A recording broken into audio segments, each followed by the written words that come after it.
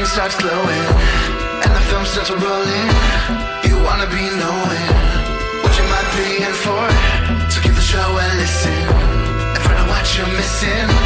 Put yourself in position for the easy good score.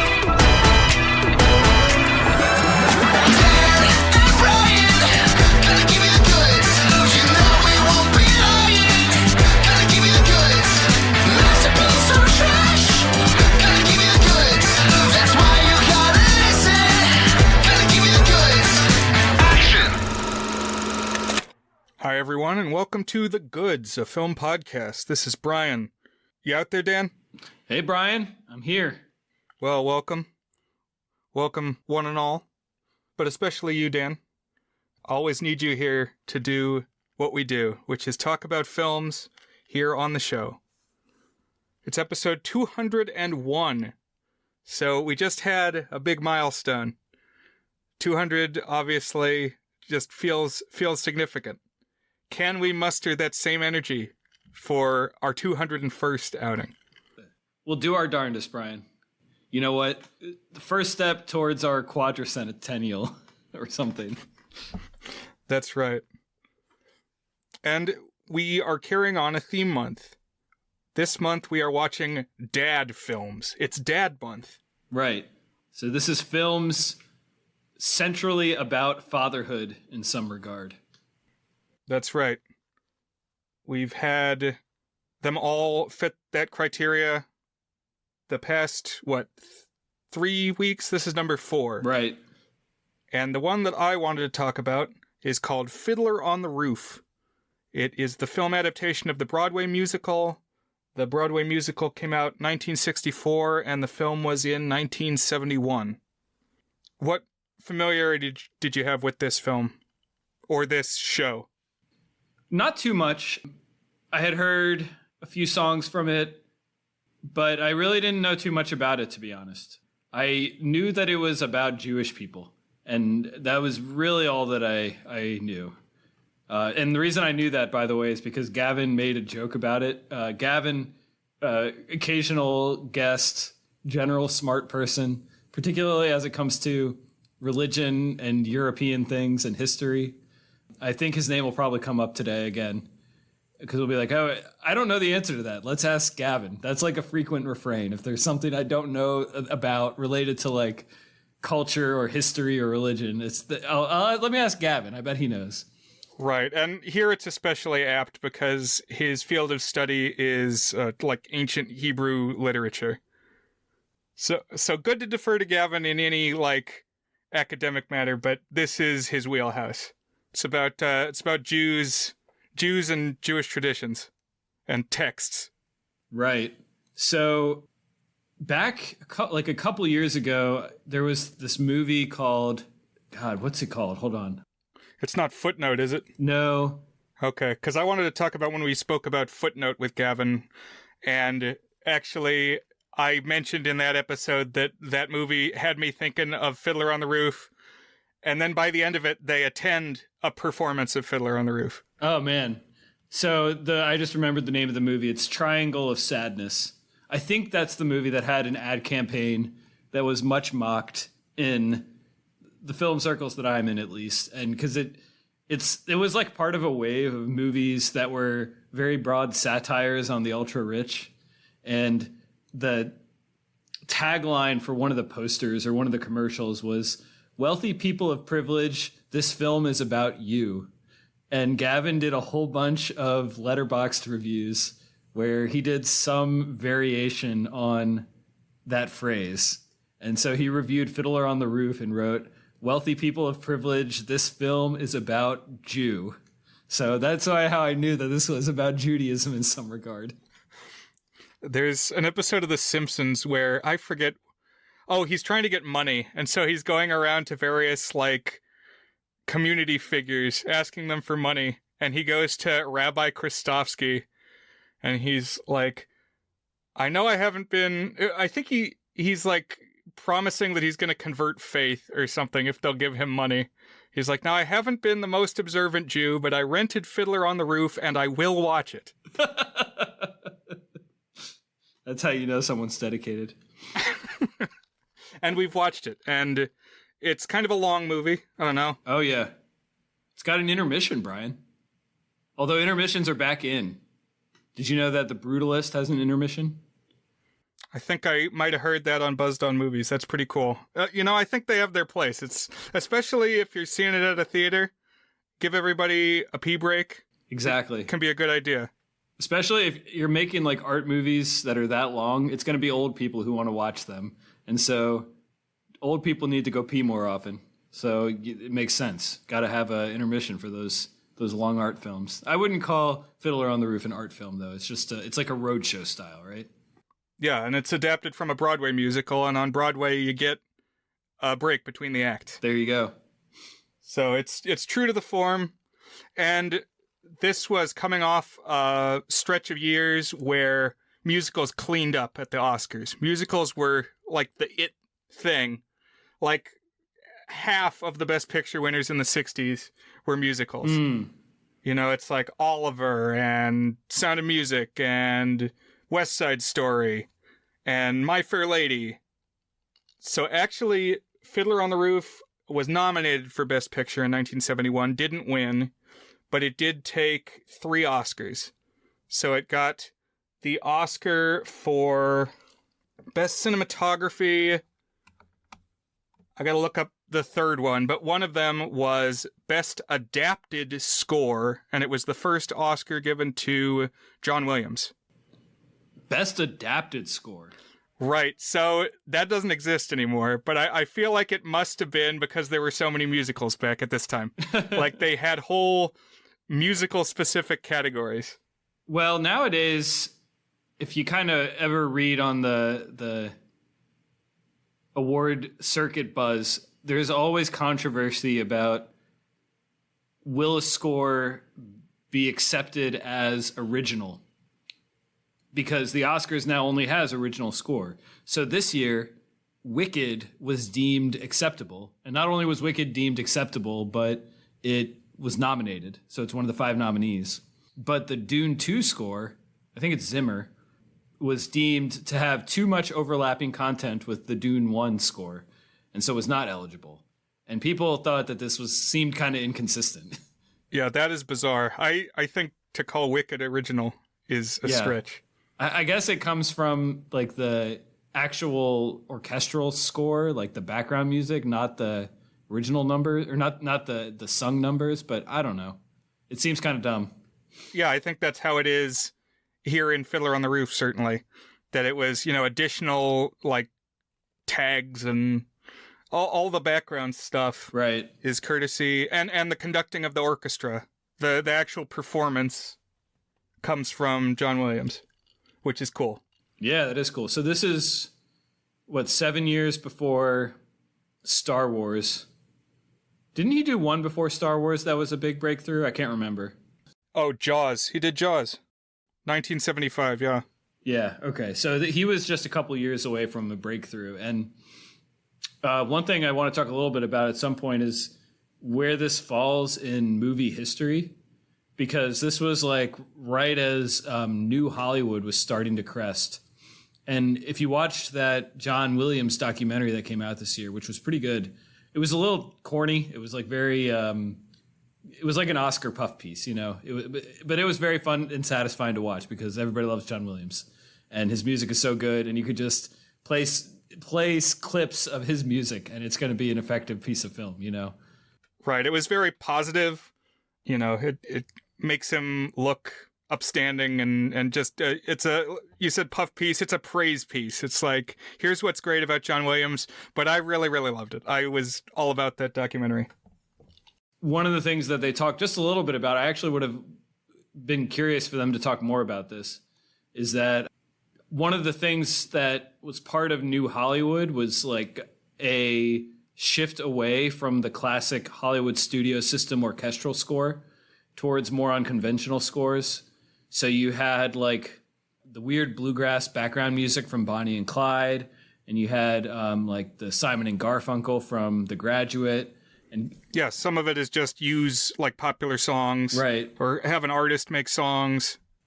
And so like John Williams was kind of a controversial in that he was pulling in kind of a more classic Hollywood romantic orchestral score style, and obviously repopularized that with Jaws and Star Wars and all that. And I just thought that was kind of interesting that in some ways he was kind of classicist compared to what was going on in New Hollywood. And I think there's like the Roadshow is kind of the pre-New Hollywood stuff, like this kind of big, super long musical. But I think there's some New Hollywood type influences in the filmmaking. I can maybe mention a couple things that I thought about as we went. Like the cinematography felt kind of modern, or I guess not, like very different from the My Fair Lady type cinematography. Right. I agree. It's like almost, I don't know if verite is the right word, but this was shot on location. It says in the credits, thank you to the city of Zagreb, Yugoslavia. So it's very much in that Eastern European setting. And when it's winter by the end of the story, I was convinced that it must be cold there. Yeah, definitely. The other Oscar, in addition to score and cinematography, was for sound. Okay. Gotcha. But before we dive in, Brian, shall we do a couple of Dad Month topics, things about dads? Let's do it. When else will we get the chance? I don't know. We talk every week, so we could probably find time. But you know what? This is our designated time. So I say we do it. Our father time. Dad o'clock. It reminds me of an anecdote of my dad, which is that there was a running joke in my house that if someone like came downstairs from their bedroom or whatever, like came into the room not wearing a shirt, that someone would say, "What is it, shirtless o'clock in here?" And one time we were kind of there as a family. I'm laughing just thinking about it. We were in there as a family and someone came in and said, "Is it shirtless o'clock?" And somebody said, "Yeah." And my dad just ripped off his shirt, like in the middle of the room. Like he was not one to do stuff like that. And it was just very funny. It was a small moment of absurdity and levity. But anyways, I think we kind of had two things we were going to talk about, and I think they're both connected to Fiddler on the Roof. So the first one is one that we've brought up a couple times, and I know you're itchy to talk about, Brian, and that is, what do we consider to be dad music? And nothing more specific than that have we ever said, but just the phrase dad music. What does that mean? Right. What does dad music mean to you? And to me, it has a specific definition informed by the music that my dad listens to. And I have learned over the years that it's not the same music that other dads listen to. Obviously, this is going to differ from person to person depending on your father's tastes and predilections, but my dads are a little out there. So what I think of as dad music is like new age, instrumental world music type stuff. Coming from like virtuoso band leaders like Yanni. He's got some other like concert DVDs from James Last and Andre Rieu. When we talked Money Pit with Tom Hanks, he's like dating a woman who's recently separated from her European conductor husband. And I thought, oh, my dad would have concert DVDs of this dude. But some other examples, he's got this record. It's like, I should look up the actual name of it. It's like Songs with Spock. And it's hosted by Leonard Nimoy. And it's like music selections made by Leonard Nimoy. And it's like ambient space music. And there's a track on there where Leonard Nimoy reads the poem Desiderata, which is like things that are desired. How do you like have a peaceful life and reach nirvana? And that I think kind of encapsulates the dad music vibe for me. So when you say dad music, what you mean is music that my dad listened to. Right. And it's this vibey. Another one, if you listen to the album Deep Breakfast by Ray Lynch, that is essential text of the genre. Well, so this is like, it's not dad rock, it's Brad rock for you, or Brad music, because that's your dad's name. You're right. That's interesting. I guess, that's something we said at the beginning of Dad Month is one of the few things that unites everyone in the human species is that we all have a dad. So I would say most of us have some conception of what dad music means to us, Like most people who grow up with their dads in their lives probably hear their dad listen to music or talk about music or play music at some point. So there can be a dad music for them.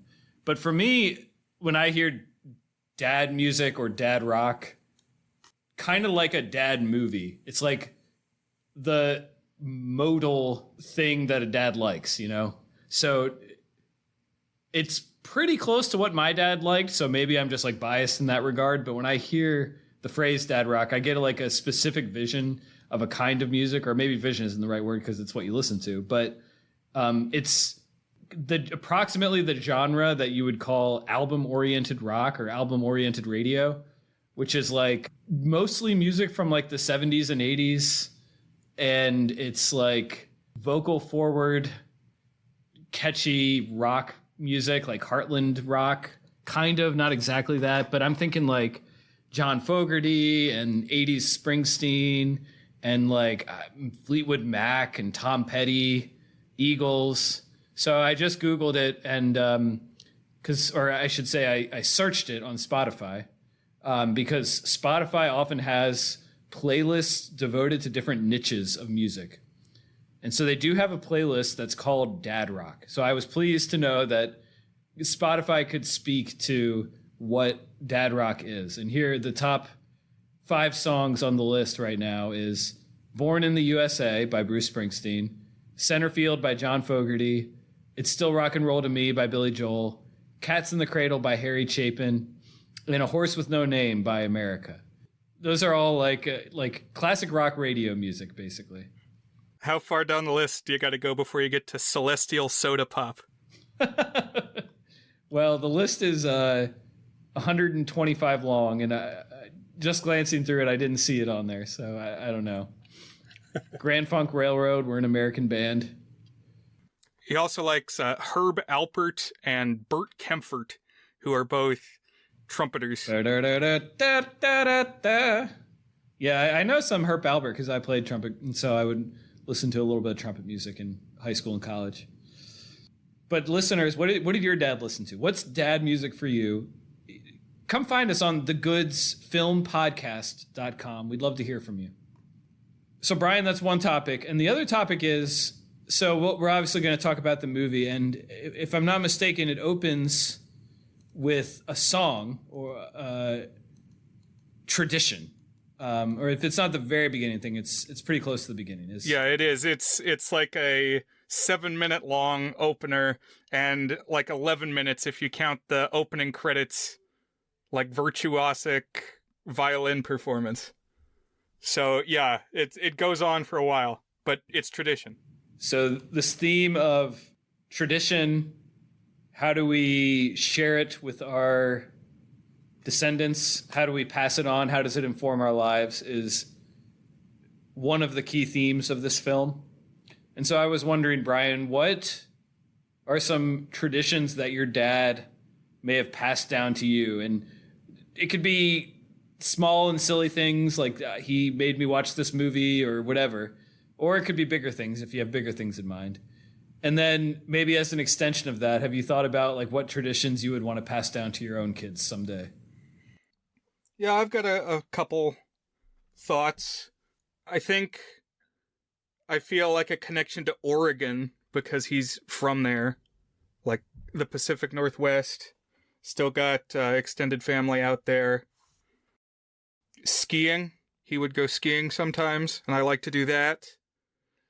I'm struggling to think of like observances, or I feel like tradition has a very like ritualized aspect to it. And it's like, at this time, you do this thing. And I'm sure there are things like that. But I'm going to think about that a little more. Yeah, it's interesting. The word tradition can mean many different things in many different contexts. So, did you grow up practicing any religion, Brian? Only a little. I was raised Protestant, specifically went to a Methodist church, but not too driven into me. Gotcha. So I grew up Catholic, and that was a very big part of my life growing up. And I went to CCD. I didn't go to Catholic school, but I was a pretty studious CCD student, Sunday school. I always called it CCD growing up, or RE, religious ed. In part because we didn't go on Sundays. We went after school once a week. But like the notion of tradition can mean a lot of different things. Like there's capital T tradition, which is like religious tradition, practices that are handed down and become like an official part of the church. So that's like one kind of tradition that I think is somewhat tied to the discussion of tradition here. It's like religious capital T tradition of observances, like you said, and things that you do, even if they're not necessarily like directly cited in religious texts, but are like a major facet of the way you practice religion. So like tradition can be like a very broad thing, but yes, I think also it can be like very little things and smaller things and silly things, frankly. I have a couple that I think of. Like one is, I don't know if it was my dad or my mom who came up with the idea. I think of my dad as kind of organizing it at least, but like on New Year's, we fill out this note like with certain facts about ourselves and favorites about ourselves. We call it the New Year's survey. We do that every year. And so it's like a tradition on sometime around New Year's, we all like, how old are you this year? How tall are you this year? What are your favorite things you did in the last year? Who are your best friends? And it's like little snapshots of how you feel about where you are in the world and like what are some things going on with you as you get older. And then after we kind of fill them out for that year, and only after we filled them out for that year, do we kind of pull out the past years and like flip through them. In some cases we read them. We remember like funny answers. Like when you're a toddler, you have ridiculous answers. Like one year, one of my brothers said, "Who's your best friend?" "Mommy." Next question, "What's your favorite color?" "Mommy." And so that was one that we would always remember and laugh about. But then also like being really, really into sports. I thought I was really into it. Now, like I see some people who are like really rabid about sports and it feels maybe less intense than it did. But like a certain reverence for like Notre Dame football, for example, was really a big part of a tradition that my dad passed on. But also just being like very creative and intellectually curious in a certain kind of way. We weren't an artsy family, but like, I don't know, being encouraged to kind of like learn and pursue stuff I felt was part of the tradition too. And that's something that I pulled little pieces of that. Like we do the New Year survey with my daughters, and also that spirit of like, and particularly really emphasizing this, like cultivating enthusiasms and hobbies and personality and like getting excited about stuff and going for it, you know? Yeah. My dad definitely has a strong sense of family. I think he has instilled that in us. Just like stick with your family and be loyal to your family and all that. Something that I just thought of that maybe would have been more apropos when we talked goofy movie and extremely goofy movie. But when you said, think about dad traditions or what did your dad impart? When I went to college, undergrad, he pulled me aside and he said, be true to yourself. Which is not what I expected him to say. I expected that he would say something like, remember how we raised you. Don't do anything stupid. But no, he said, be true to yourself. And I'm still trying to understand exactly what he meant. But I think it's a good thing to say. Yeah. Yeah. Do you have any moments like that? I guess as far as conversations about turning points in your life and like foundational words of advice or like kind of conversations or topics of conversation, I don't have anything quite so crystallized as like the one line that you just cited. But I had a hard time in college and I leaned on him a lot in college. One thing that he always said is like it's more important to try your best to apply yourself than it is to achieve success. And I had a lot of struggle with like, what does it actually mean to try your best? Like, it seems like something that should be obvious. You just do your best, you know? But like, to me, that was such a nebulous thing and such an unfocused thing that he and I talked for hours about that on the phone while I was in college and had a hard time. I appreciated that. I think it's about showing up. Yeah.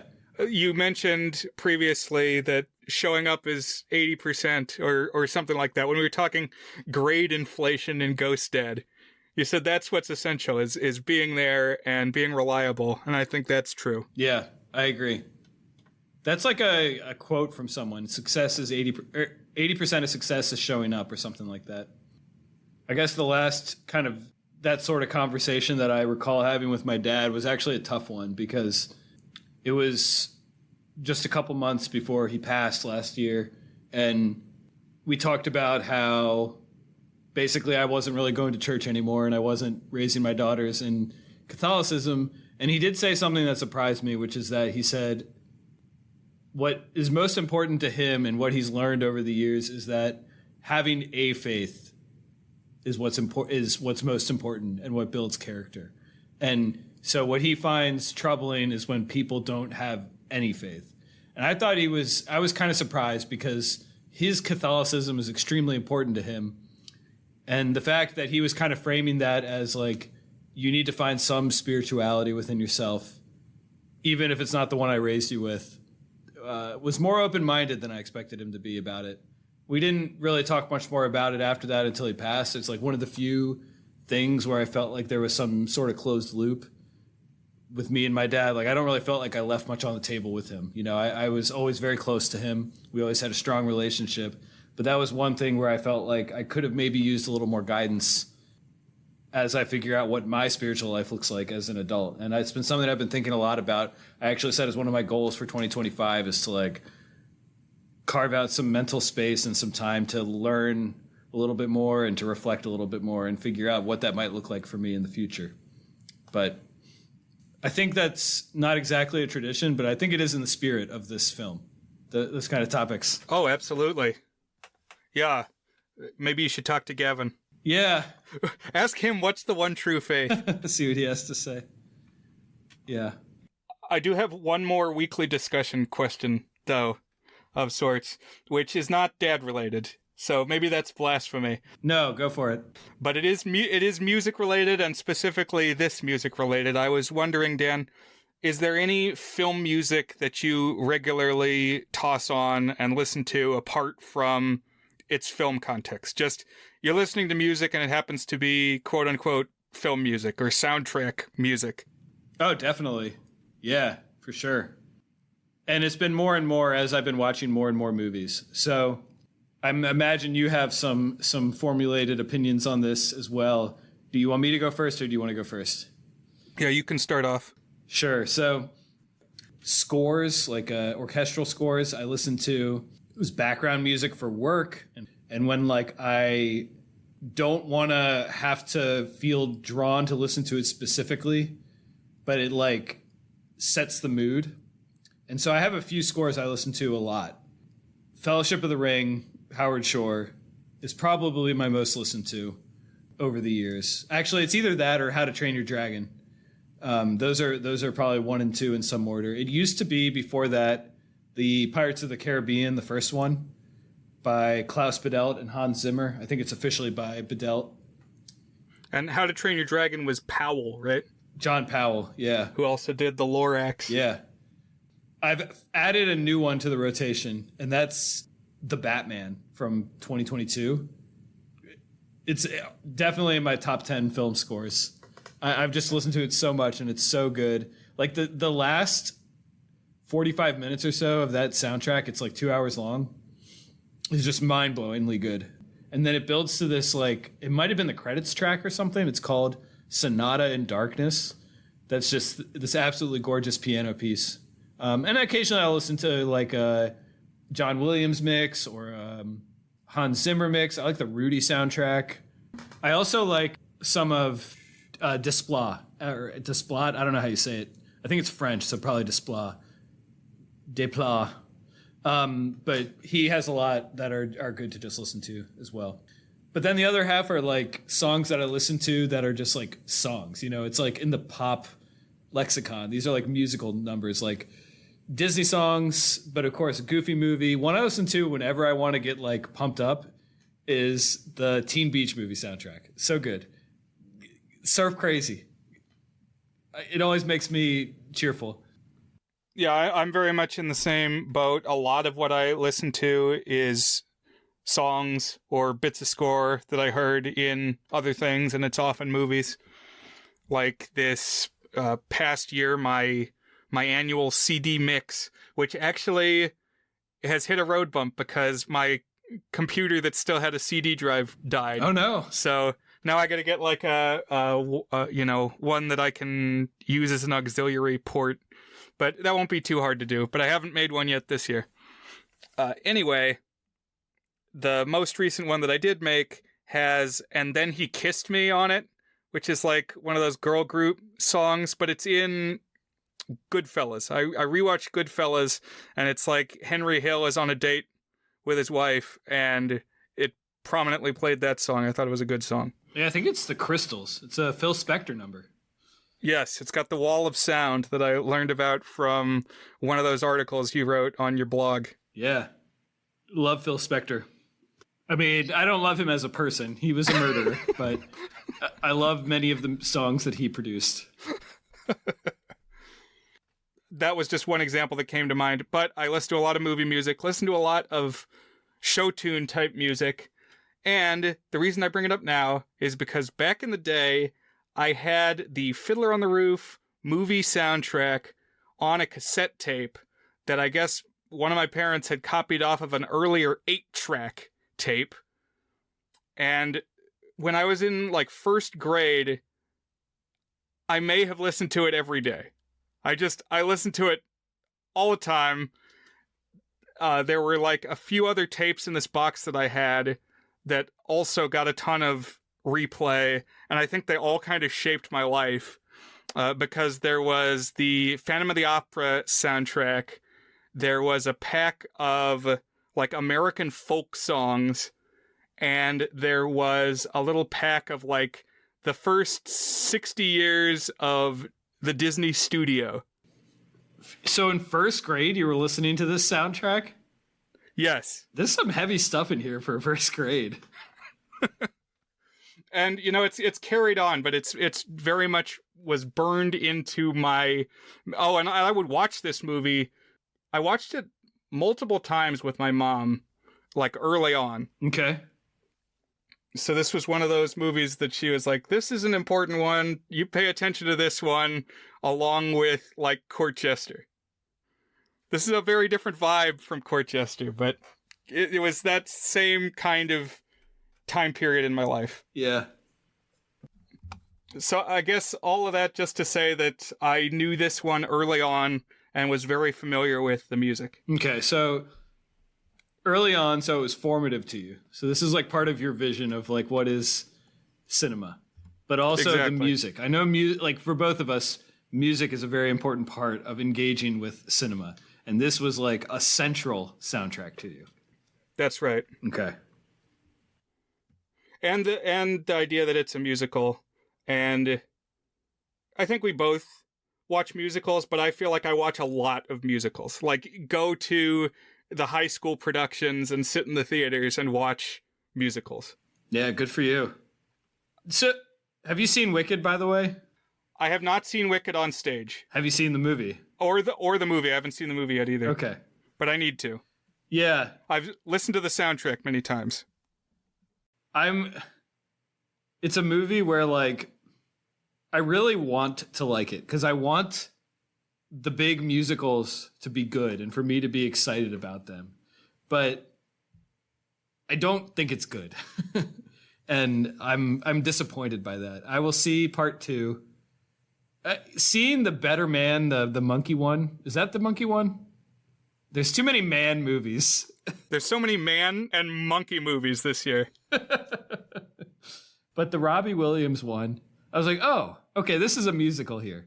I can feel okay not liking Wicked, despite it being like colorful and big musical, happy music stuff, you know. I can feel okay not liking it because here's at least one other musical from this year that I really liked. And that's all you really need is one a year, you know. It's not like I've given up. I don't know. I can't remember if I've talked about this on the pod or not. I've definitely mentioned it to you, but I feel like a lot of musical fans, at least some of the ones that I follow, are a little bit like, is it Anton Ego? Is he the critic in Ratatouille? Where he's like, for someone who likes food, you're sure skinny or something like that. Like, it's because he loves food so much, he will only accept the best food. And I kind of feel that way about some of the people I follow who like musicals, where it's like they don't actually like musicals. They like complaining about musicals and seeing musicals and saying that they're bad and how they're not good anymore, but they don't actually like musicals. It's like, I actually enjoy watching musicals. I like watching the zombies movies. They're not like high art, but they're fun to watch and they go all out and they have color and music and tall dudes dancing. It's like, it's fun to watch. Okay. Who would you say likes musical more? The people who say, no, all that stuff is bad, or the people who actually watch it and like it? I'm not saying I'm morally superior to those people. You're just saying, consider that you might be. I'm just saying if you like something, you know? Right. But I'm ready to finally talk about this movie. Fiddler on the Roof. Sure, let's do it. From 1971. And it is based on short stories by the writer Sholem Aleichem, like a Yiddish storyteller from the late 19th century. And the short stories that he wrote were kind of contemporary to his life. So the setting of this story is in, well, I'm probably going to say Russia. It's within the Russian Empire. I guess technically it's the Ukraine. A contentious matter these days.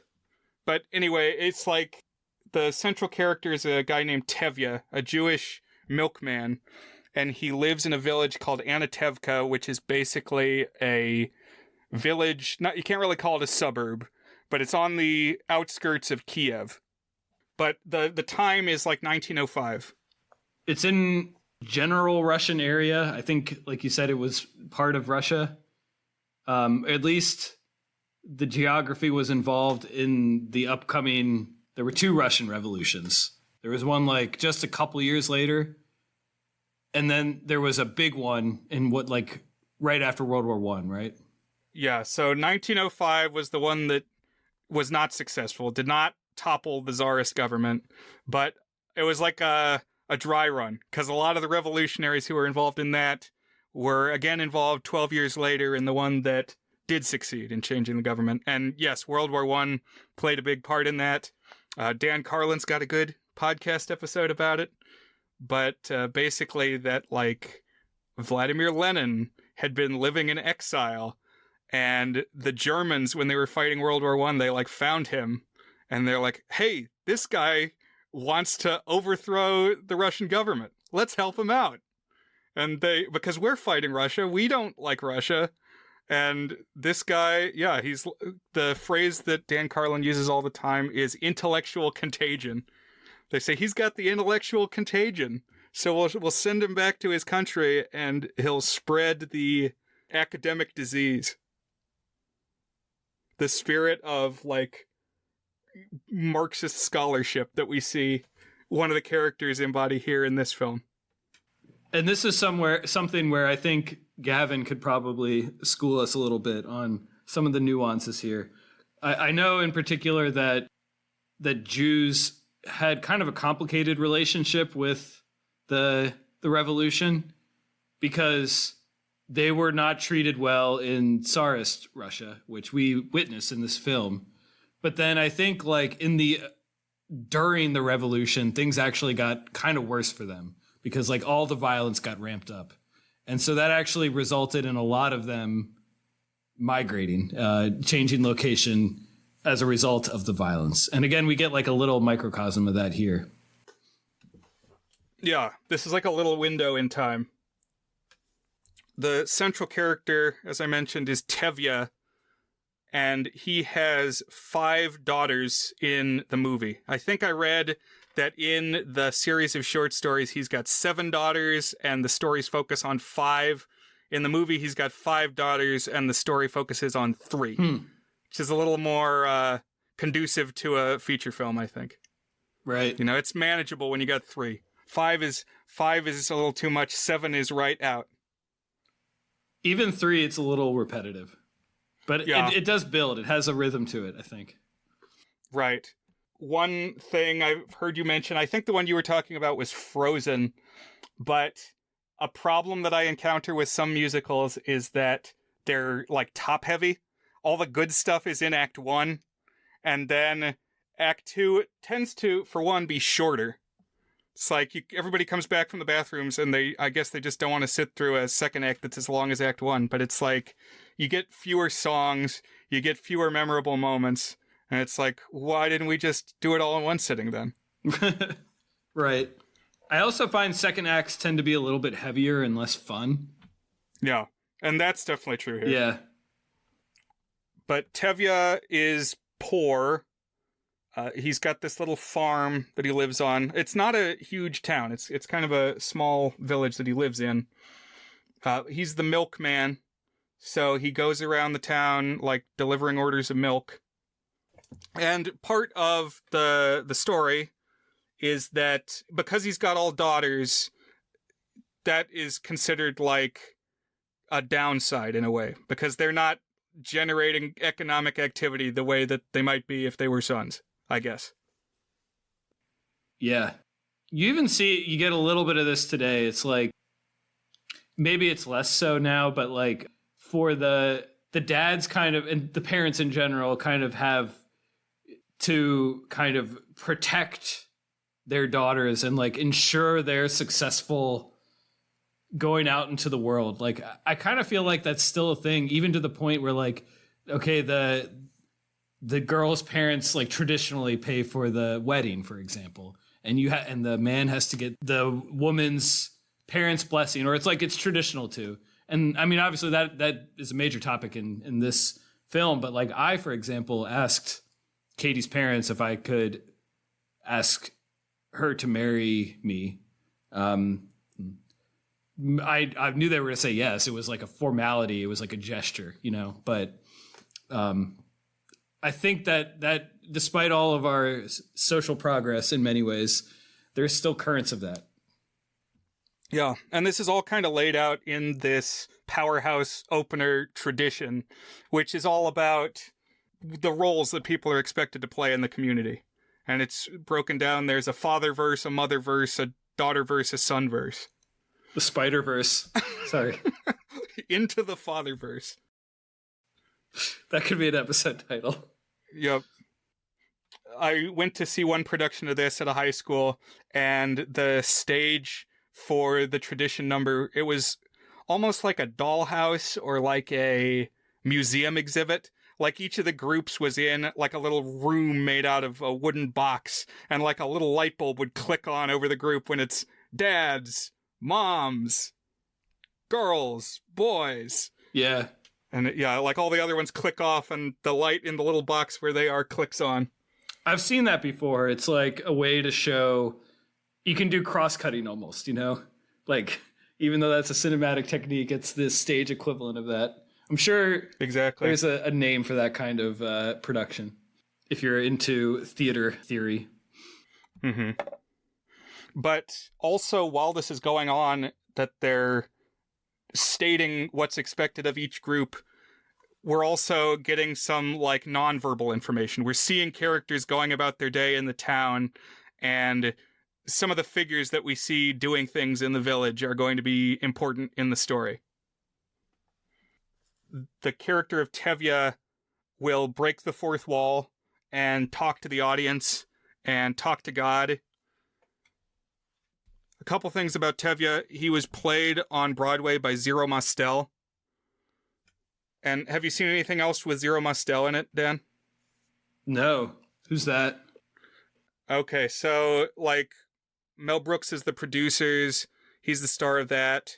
There's another one, Funny Thing Happened on the Way to the Forum. Okay. So he's like a kind of a big, chubby comedian guy from this era. Gotcha. So he was the star on the Broadway show and wanted to be in the movie, but the director, Norman Jewison, did not want Zero Mostel. And I think it's because Zero Mostel did it more broadly comic and like was really playing up the like hamming to the audience and stuff. Like that was kind of his shtick. Yeah. And I don't think that would have worked the same in the movie. Right. So the actor that they went with was from the Israeli stage. He's an Israeli actor, and his name is Topol. He's mononymic, like Cher. I think his actual first name is Chaim. But what I found interesting that I only recently learned is that when he made this movie, Topol was 35. Oh, really? He's my age in this movie. Wow. He definitely looks older than that. Yeah, he plays older, and he's supposed to be older. Like the character is supposed to be like in his 50s or something. Because he's got grown children. Right. Like 20-year-old daughters. Yeah. I mean, I guess if you got started real young, you could be getting close. Upper 30s. Yeah, yeah. He definitely plays the part of an older person well, convincingly. Like I never would have suspected that. Oh, yeah. I agree. And because he played it so young, he continued to play this part on stage for many years after this, to the point that he was in a production like 20 years after this movie where the actress who plays the oldest daughter in this movie plays the wife in that production. Oh, wow. That's pretty funny. His daughter, and then later his wife. But I just went and saw a production of A Funny Thing Happened on the Way to the Forum, and I can definitely see how, like, this was a part written for Zero Mostel. Because in that story, he does the same thing, where the character is, like, cracking jokes to the audience and making asides and things. But Topol's performance is still funny. Like, there's definitely still jokes and comic beats. Oh, yeah. But that's not the main thing. I mean, honestly, it's like kind of on the broad theatrical side. I don't think making it any more of that and comedic and stuff would benefit the story. I feel like it's kind of already tilted a little towards that. But I think it's a very complete performance and overall excellent. There was one or two moments where I didn't quite believe his actual like emotional acting, but I mean, he's got a lot on his plate here. He's got to really carry this movie and do like dancing and singing and all the stuff that you're talking about, and just has like 50 different tones he has to play throughout it. And I think it's an excellent performance. Yeah, I agree. And this first part of the movie is just chock full of songs. It's like boom, boom, boom, song after song. Because we learned that, well, Tevye, he sings what's maybe the most famous song from the musical, which is If I Were a Rich Man. He's like in his barn feeding his horses and talking about what would life be like if he had a little bit more money to rub together. I showed this one to my daughters a few minutes before we recorded, Brian, and they were fascinated by it. What'd they think? They liked it. Well, a couple things. One, this is like kind of unrelated to the song, but so he has the little Yiddishisms. I don't know what you call that kind of singing, but as sometimes when he does it, he does this like shimmy walk. And I've decided that I like musical numbers that have funny walking in them. And so we were getting excited because there was funny walking in this. Great movie for funny walking, especially this song. Yeah.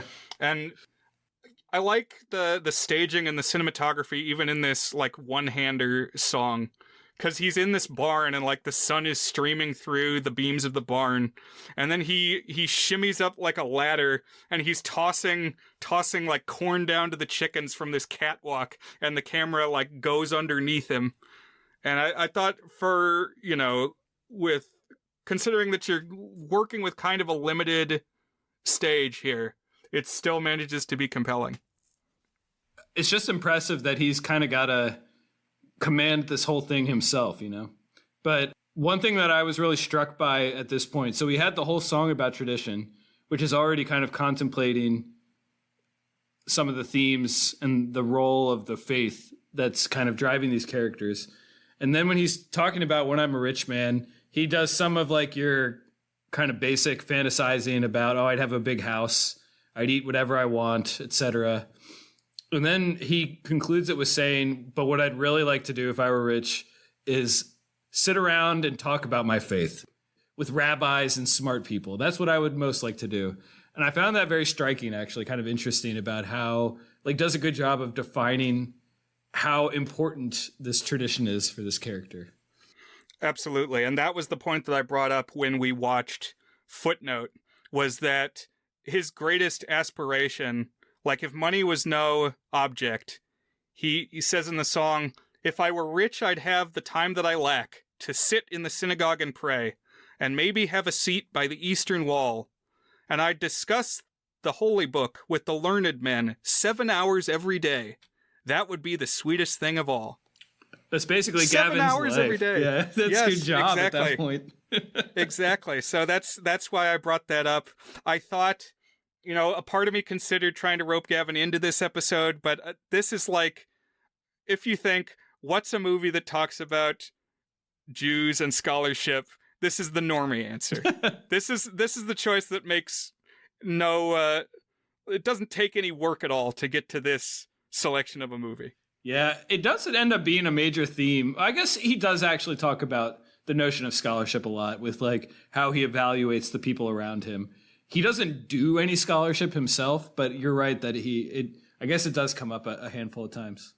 Yeah, it's definitely a theme in another of the early songs, which is called Matchmaker, Matchmaker.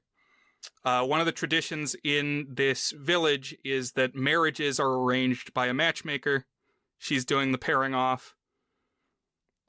In that song, the daughters say, for Papa, make him a scholar. For Mama, make him rich as a king.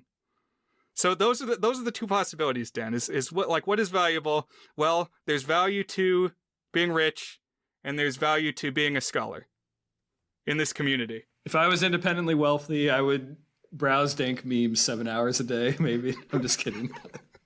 And that would be the sweetest thing of all. I would watch more movies if I had all the time in the world. I would probably build a roadside attraction. I still dream of funding you someday, Brian. Well, you'll have the opportunity to... I'm going to do some crowdsourcing of funds here pretty soon, and I will drop a link in our Discord. But that's for a film project that's coming up. We'll talk more about that later. But certainly, yeah, money is an issue in the world. What do they say? Eventually there's a character who is that Marxist, and he says, but money's the world's curse. And Tevye says, let God smite me with it, and may I never recover. I thought that was a good line. And it's kind of funny. I like how often he quotes the Bible, or I guess he calls it the Great Book or something like that, and famous leaders and stuff, but he gets called out for being wrong a whole bunch of times, and it's often very funny. He's always off the cuff. He's not quoting it correctly. And this first 15, 20 minutes of the film, there's just so much that's happening that is gonna bear fruit later on. So the family is coming together because I guess it's a Friday night, and it's going to be a Sabbath. When the sun sets, it's going to be Sabbath, and they have observations to make. They light a candle and sing a chant, say a prayer, but everybody's got to be together for that. So Tevye's running around, finishing his work for the day, finishing his milk deliveries. But also there's other people showing up at the house. One of them is the matchmaker, pays a visit early on, and she's talking to the mother of the family, saying that she has found a match for the oldest daughter of the family. And the guy who's interested is this wealthy butcher in the town. And his name is Lazar Wolf, which is a hell of a name. I was like, who is this guy? If that is a socially acceptable name, how come every child is not named Lazar? Yeah, he sounds like he'd be in a Star Fox game. But Lazar Wolf he's wealthy, for one. He's also pretty old. We don't meet him right away. We're getting word of mouth first. Although he is in the opening number tradition, like the daughter is shopping in the town at the butcher shop, and he's like making eyes at her. So this is a thing that if you rewatch the movie, it's going to pay dividends because you'll catch things you didn't the first time. Anyhow, the matchmaker delivers this news to the mother, and she just says, send Tevye over to see Lazar Wolf and they'll talk about it tonight. And then she departs. Meanwhile, though, the oldest daughter has this guy that she's been seeing that is like her best friend since childhood. And it's this dweeby guy who is the town tailor. And I guess he's just getting started, just getting on his feet financially, so he's not well-to-do. But his name is Model, which is spelled like motel. Not quite Lazar Wolf. No, he got a nomination for Best Supporting Actor for this role. Really? I think this was a case where they probably wined and dined the Academy because they just had so many nominations. I don't know if I'd give one to Model, but maybe I just have anti-Model bias. I don't know. I just think he's a goofy guy.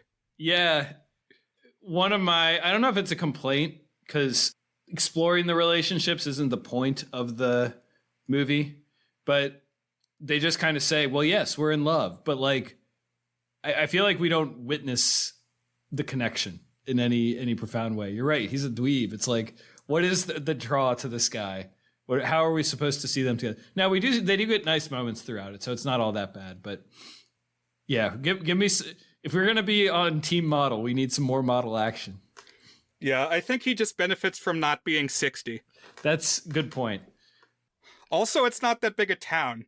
You know, I feel like internet dating it's almost given women too many options. It's like they got the whole world to pick from, whereas here in this shtetl, it's like, how many eligible bachelors are there really? Wow, you fell in love with the other 20-year-old, the one other 20-year-old in the town. He must be your soulmate.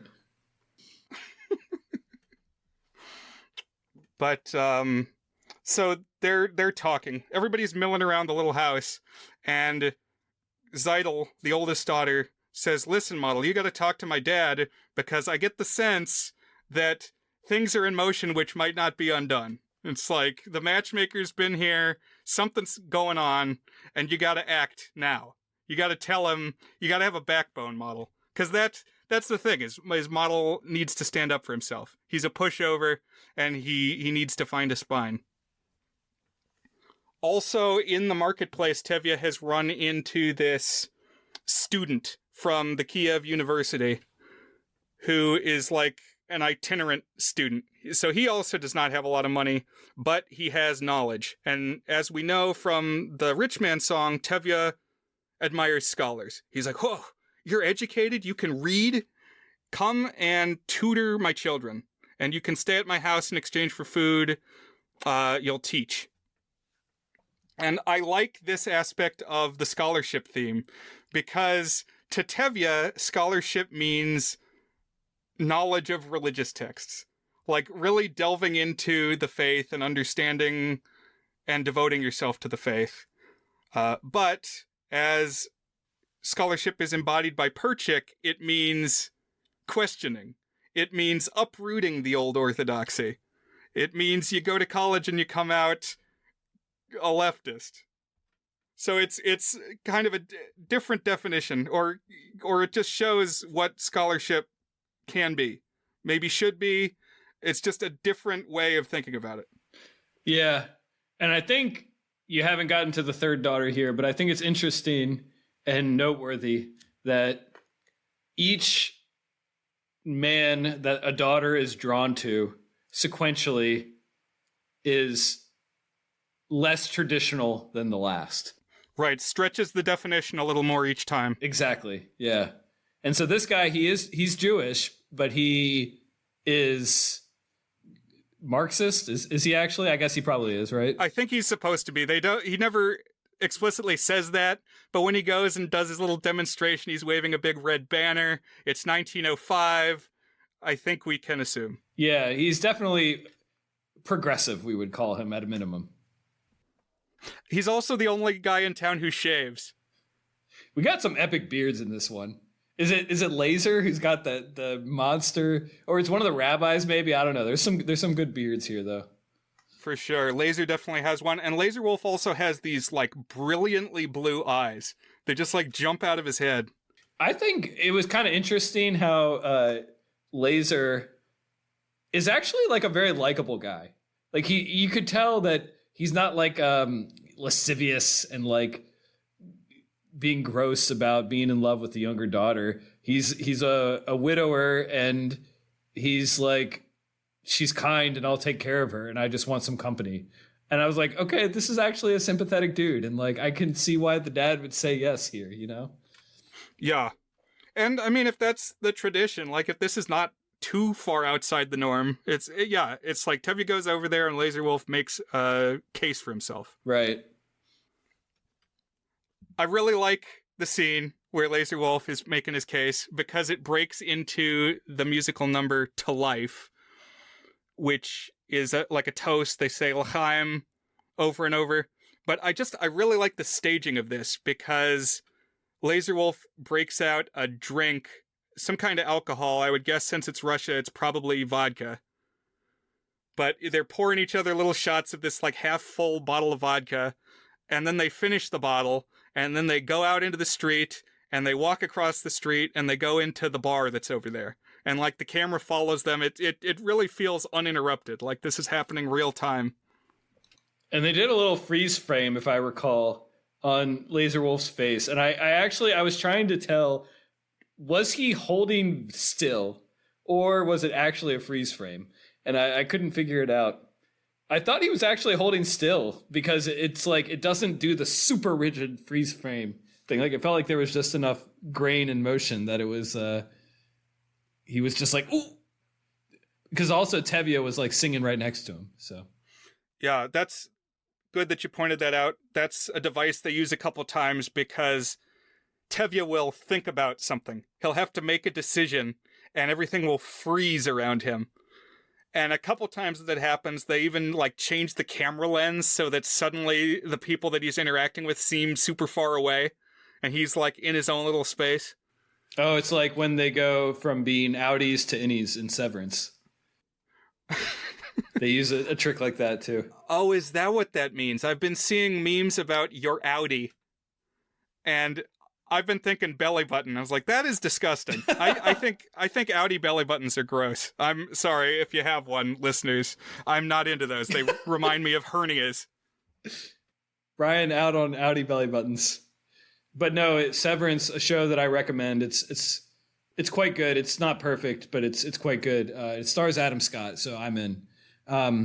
It's this kind of surreal sci-fi, but also like white collar satire about this near future technology where some like Amazon like company or Apple like company invents a technology where you can split your consciousness in two, your outie and your innie. So your outie is you only like are aware of the time that you're outside of work, and your innie is you're only aware of the time that you're inside of work.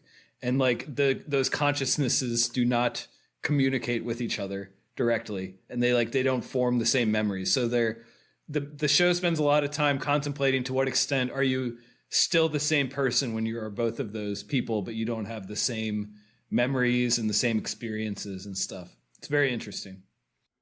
That is interesting. I got to find a way to watch that. It's on those Apple streaming service, which I don't know that I've watched anything from Apple Plus yet, but it could happen. You know, I have access to more services these days. But when they go to this bar, I love the staging of this because they're getting crunk. They're really pouring back the libations, and Tevye's with his Jewish friends. You know, everybody's got the beards, and so you know they're of a piece. It's like they go together. But then, while they're dancing around drunk, they bump into this guy who's only got a mustache, and he's got one of those like Peter and the Wolf Russian peasant shirts. And you can tell, wait a minute, he's trouble. This is some kind of different guy. He's I don't have the Gavin level area knowledge, but I could tell that this is a different gang.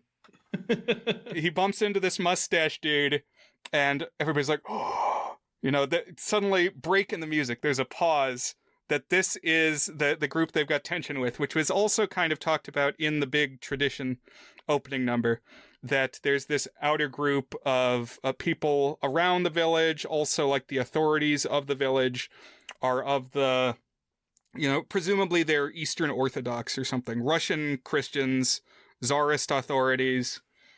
Yeah, that's the important thing, which is they're not Jewish. They're some version of Christianity. So, like, we've seen how important Judaism is to the Jewish community. It's like, that's not just a thing that you are, it's the thing that you are. So, like, there's this big divide between them. Well said. But what I like here is the mustache dude, like, claps his hands and starts doing, the stereotypical Russian dance where he's kicking, like, staying crouched down but kicking the legs out. I knew a guy in high school who could do this dance. And then basically here in this moment they bridge the divide. However temporarily, it's like, listen, we're all here getting drunk and we can be friendly. And so then the two groups start dancing together, and like the Jews have this line dance that they do, and the Russian guys are doing the kick dance, and then the two lines like meet, and the Jewish line dance is going across the room, and the kick dancers are like going in between under their linked elbows, and the production of it is very well done. It's like a lot of movement of the camera and the choreography. Lots of good walk dancing. This would be a hit with my daughters. Yeah, there's several, like, when you said that, I was thinking, well, there's like 3 songs in this movie where you get good walks. So Tevye agrees. He grants his permission, says, yeah, this seems like a good deal. My oldest daughter's idol will marry Lazar Wolf, the butcher. And he staggers out into the street to go home, and one of the authority figures in the town is the constable, who also has a great mustache. He's got, like I don't know what is a Cossack technically. He may not be a Cossack. That could be wrong. But he's one of the Tsarist cops. And I find the relationship that he and Tevye share very interesting. Right. Because it's like they like each other, but they're also enemies, I guess. They're opposed, especially this constable he's not a good person, he's not a nice person, but he's a human person. And as the story goes, it's like he isn't really on board with the anti-Semitism of the regime, and yet he's the one tasked with enforcing it. So he doesn't stop it either. And so he's in this complicated position. So I think they actually use it in the movie, and it was definitely mentioned in some of the things I read about the movie and the play. But this phrase pogrom, P-O-G-R-O-M, pogrom, I don't know how you pronounce it. But it apparently comes from the Russian word for like wreaking havoc or destroying stuff. And so this was like a big part of the suppression of Jewish communities, is that these cops, as you called them, of the Tsarist regime would go around to Jewish communities and like crash parties and destroy, I don't know how violent they would actually get, but like, you know, houses and barns and buildings and crops and stuff, like they would destroy them. Yeah, smash shit up. And like the references that I saw were not like, this wasn't like a murder or rape and pillage type thing. It was like a keep him in line, bully him around a little bit type thing. But it was like a way to kind of belittle Jewish communities, you know? Right. And so as Tevye staggers out of this bar in kind of a moment of triumph, he runs into the constable, and the constable says, "Oh, by the way, Tevye, we're going to have a pogrom here in a little while, so just be ready." Pogrom, okay. Yeah. And Tevye's like, "Oh, okay." It's like, not a bad one, you know, just like, yeah, one of those. A minor demonstration, he says. No, you shouldn't worry about it. Just know that it's going to happen. And then the next morning, Tevye's got a hangover, and there's some like cartoonish beats of that. He like runs into a wall, and of course the mother is calling to him, the wife. "So what did he say? What did you say?" And she's like yelling at him, and he's got the hangover, so he's covering his head with his hands. But he tells them, yes, he gave permission for this match, Zeidel and Lazar Wolf, and Zeidel is not on board. Very decidedly not on board. Which, I mean, fair, because I think they say that Lazar Wolf is actually older than Tevye is. It's definitely a significant age gap. I like that exchange. It's like, "I'll call you daddy," or something like that. It's like, it's a little weird. He's like, "Yeah, I always wanted a son. I just didn't think he'd be older than me." I thought that was a funny exchange. And so then a model comes around, and Seidel and model state that they're involved, basically engaged. And so there's one of these time freeze moments, and Tevye is thinking, well, on one hand, I already made a bargain with Lazar Wolf. I already gave my word that we were going to go that route. But on the other hand, Zeidel and model love each other, and they're like age appropriate, and it would be wrong to go against my daughter's wishes so flagrantly. And in the end, he gives permission to Zeidel and Meidel. Meidel and Zeidel. There are some strange names in this project. Zeidel and model can get married. You've already heard me mispronounce a bunch of names and words. It's like, when I get all this stuff thrown at me, it's not quite Tolkien level where I roll my eyes, in part because this is like real. It's like based on real cultures and stuff. But I do get a little overwhelmed when there's too many names and words that I'm not familiar with. Yeah. No Gondor here. But remember from the Matchmaker song, they said, "For mama make him rich as a king." The wife had kind of latched onto the idea of, oh, she's going to marry this rich guy and she'll be set. Now Tevye has to explain to her why that's not going to happen. And so, listeners, Dan, if before now you had ever wondered why would Brian like Fiddler on the Roof when there's not even any ghouls, well, this is the musical that has a whole ghoul musical number. Like a 7-minute act of ghouls. I'm sorry, Brian. I thought this was really stupid. It's like totally different from everything else. And it's like not even, it's just a totally made up thing too. It's like the main character invents this. It's not something he actually experienced. It's like him imagining a thing. It's the only time we get anything like it in the whole movie. I thought it was kind of goofy, but... Yeah, so what Tevye decides is he's going to pretend that he had a nightmare and that he was told in his dream by the ghosts of the ancestors that Zeidel is not meant to marry Lazar Wolf. She's meant to marry Model. And if she does go ahead and marry Lazar Wolf, his previous wife is going to rise from the grave and haunt her and strangle her to death. And this is all conveyed through dancing zombies in a Jewish cemetery. Of course. And the nightmare ends with Tevye and his wife being chased into a grave, and all the zombies throw dirt down on top of them in the grave.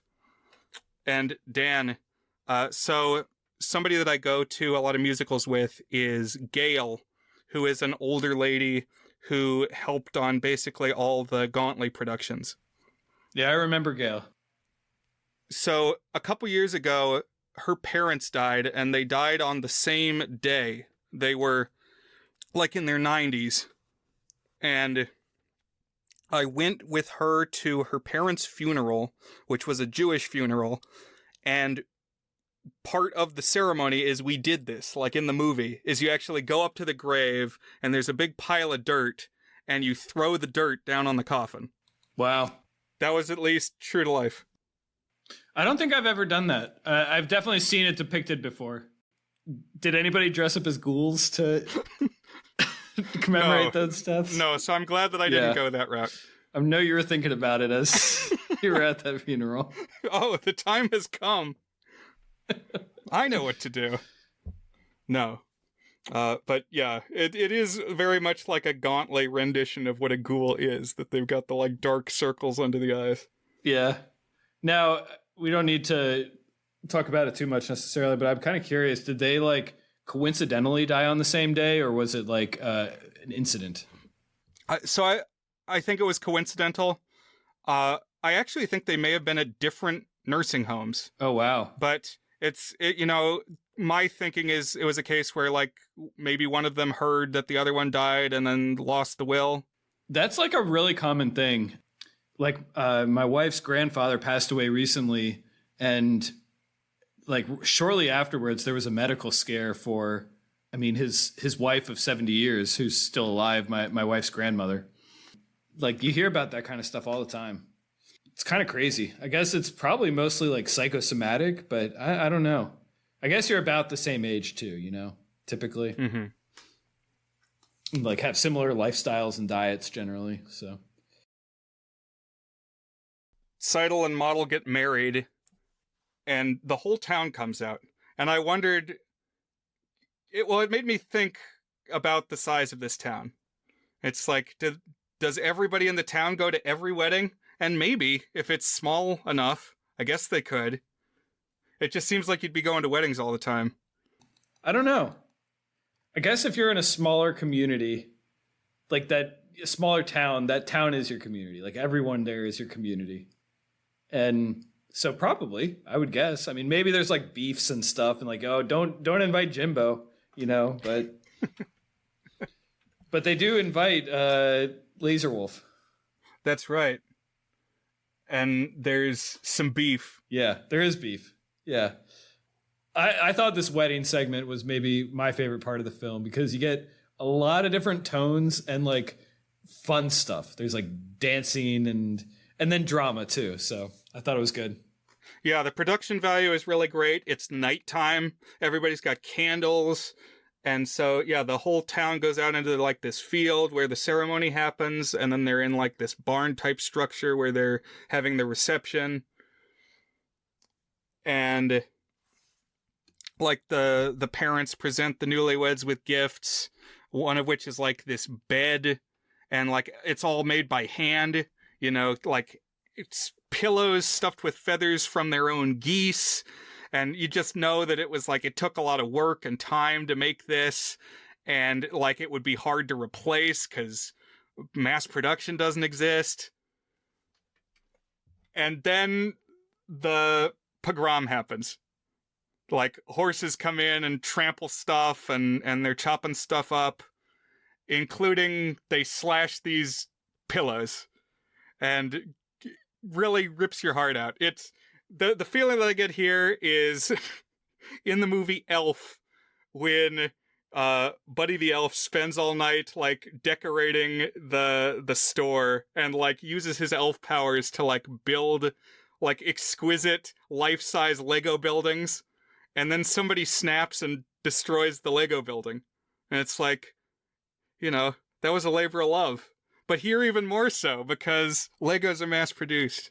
Right. I think here it serves the purpose of like conveying how, even if it wasn't a life-ending thing, these pogroms were like psychologically devastating.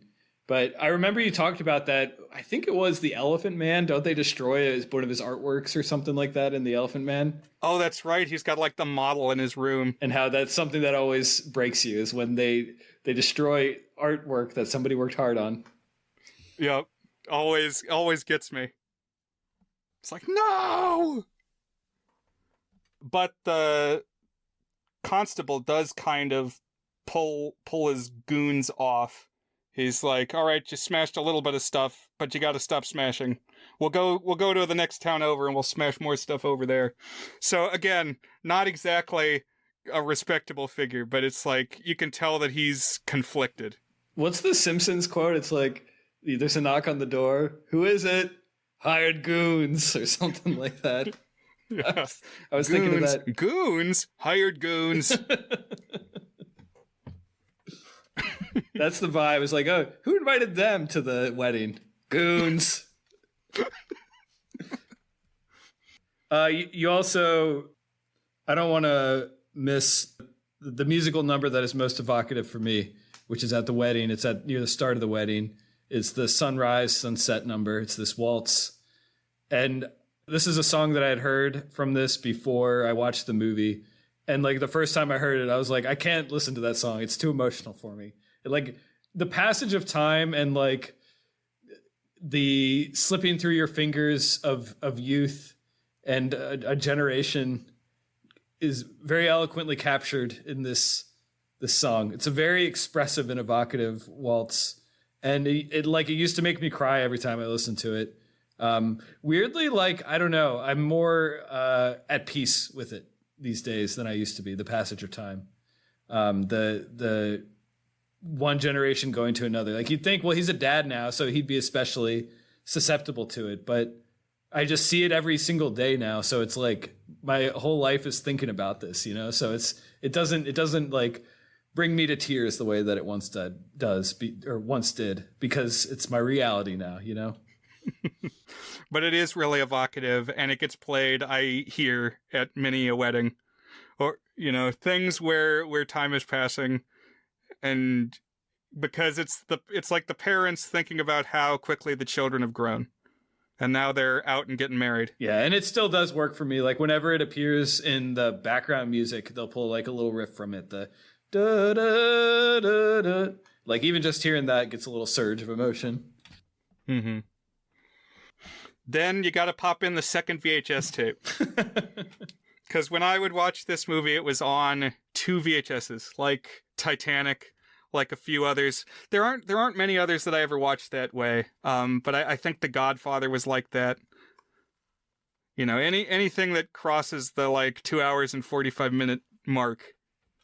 Whenever there must have been like some tweet or letterbox review or something that said, you watch a movie the way God intended, 2 VHSs. It's probably specifically Titanic, because that was the most famous one. But whenever I think about 2 VHS movies, it's like, that's the way that God intended for us to watch movies. And it's the act break. Like, picking up the pieces from the wedding. Oh, 2 other thoughts about the wedding. So at the wedding, Perchik, which is the name of the student. They don't call him anything politically beyond a radical. They say, he's a radical! And so Perchik the radical at the wedding, initially they've got it set up that there's like a divider down the center of the hall, and all the men stay on one side of this rope, and all the women stay on the other side. And Perchik's like, well, in the city, you can cross the line. They don't even have this rope anymore. And the way that it shakes out is he takes down the rope and asks the second daughter, whose name is Hoddle. It's like, is that really your name? Are you sure? Can you double check that one? I'm going to need that in writing. But yeah, so he dances with Hoddle.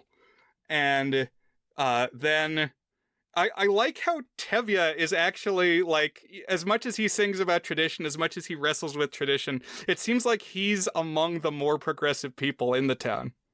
I found that very interesting and compelling, actually, because it would have been easy to just make him a curmudgeon, you know? Yeah. I think, and I think I'm also glad that we'll see by the end of the story, he has his limits, though, and that we kind of test that element of his character. One thing I want to say at some point, and I guess I'll just say it now, is the play debuted, I think, in like it's 1964. The movie came out in 1971. So I think the story does a really good job of mirroring things that were going on in the United States. Like, you know, there was major cultural upheaval going on, and what with the civil rights movement and everything going on about protests and summer of love and hippies and all that. And I found it interesting. And I was wondering like how much this would have spoken to people of the time. Like, this is kind of like, but also not exactly like some of the things that we're dealing with in our society now. Like, even the pogrom has like echoes of racial violence in the US, you know? And I thought it's like Tevye and the family, the main family, are kind of like a model of families in good faith confronting these things. Like, they don't get it perfect. They're not the most progressive. In fact, like, intentionally, they want to hold on to their roots and the things that they love, but they, like, Tevye in particular engages with these ideas and makes progress on them throughout the film. Right. And actually, now that you bring that up, it's got me thinking of All in the Family in the 70s. Oh, interesting. You know, with Archie Bunker. It's like, it's very much that dynamic where he's got the daughter and she's got the like husband who's got the progressive ideals, and Archie's wrestling with that. But yeah, Tevye's the next one to dance with his wife, and then the line is no more. People are dancing. There's a line at one point where Perchik says, "Girls are people too," and one of the rabbi's like pupils says, "He's a radical." Burn the witch.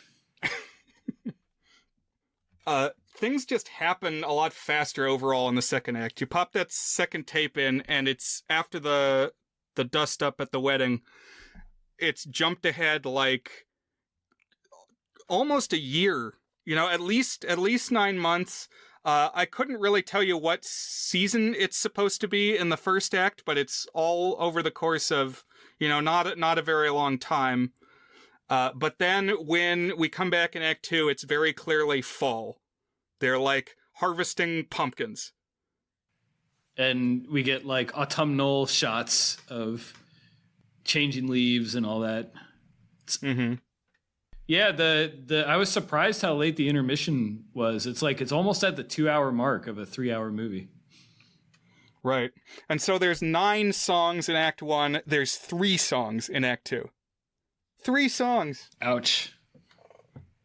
So Hoddle is getting involved with Perchik, and he drops on her that, hey, so me and a few friends are going to go into the city and overthrow the government.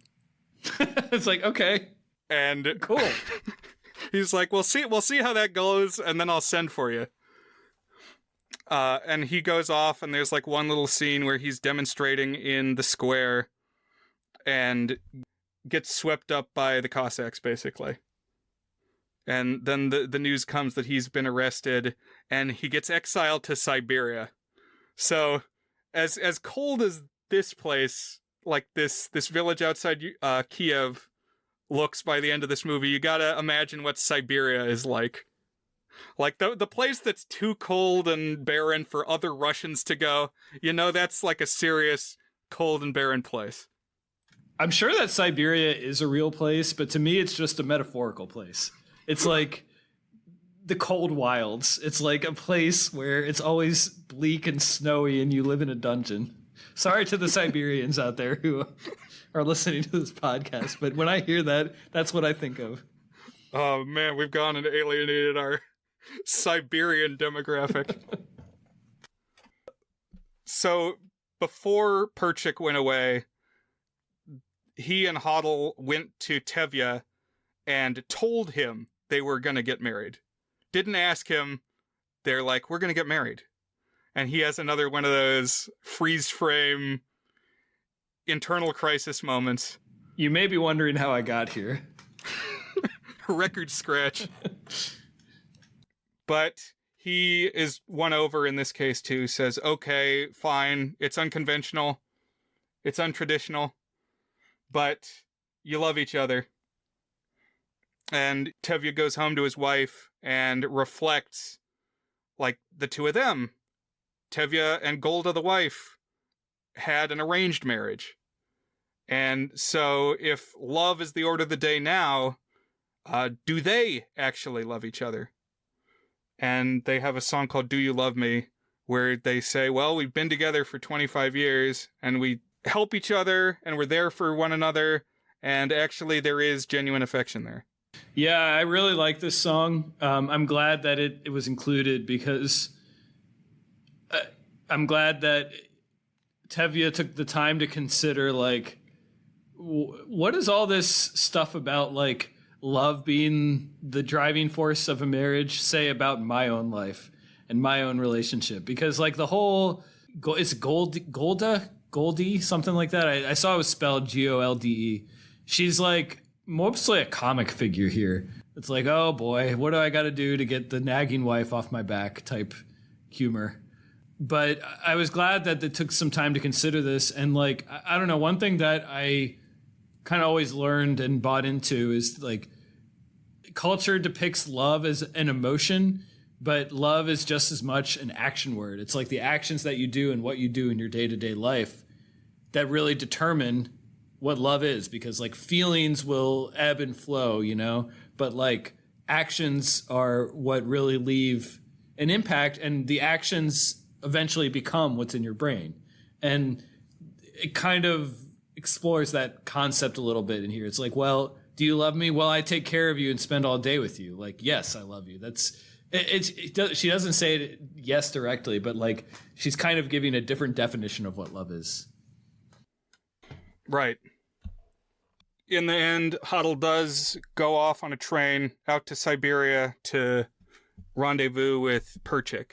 So she's out of the picture for who knows how long. You know, maybe he gets out of the gulag when the revolution is eventually successful in 12 years. Who can say? But that leaves the third daughter, who her name is Chava. And so, Dan, I was curious. I never bought Chava being actually their sister. Really? Like, to me, she looks very different than all the rest of them. Like, the whole rest of the family, the parents too, have, like, this olive complexion and dark hair. And then Chava is, like, pale and has red hair. You might call her the redheaded child, right? Yes, exactly. And we, you know, you can't say, oh, that's the milkman's kid, because Tevye is the milkman. But I don't know. I've always had my suspicions. And then she's the one who goes furthest astray. It didn't bug me at all. I first of all, like, siblings can look pretty different from each other. You're right that she does kind of stand out a little bit, I guess. It's a little bit of Aunt Peggy energy from Hamilton. But because she's also, like, shorter and just a little more, I don't know, reserved, maybe, something like that. But like, for example, my daughters, they actually now look very similar, but when a couple years ago, I thought they looked so different. And I think, like, both recognizably their parents, you know, me and my wife, but, like, in different ways. And so, but I think, yeah, you may be onto something that, like, she doesn't really look like either of her parents. But also, that I tend not to care too much about that in movies in general. It's like, if you can buy the chemistry between them, then yeah, that's fine. The one that really bugged me recently, there's this movie called My Old Ass. Have you heard of this? Right, with Plaza, Aubrey Plaza. Aubrey Plaza, and I think the younger actress is named like Maisie Stella or something like that. And they're supposed to be the same person 20 years apart. And it's one thing if it's family members. It's like, okay, Harrison Ford doesn't look like the Scottish guy. What's his name? Sean Connery. Yeah, it doesn't look like Sean Connery. I don't care about that. But like, they're supposed to be the same person 20 years apart, and they don't look anything alike. That was very distracting for me, the whole movie. But Hava finds herself a goy boy toy. A boyfriend who is not Jewish. He's one of those peasant shirt farmer guys.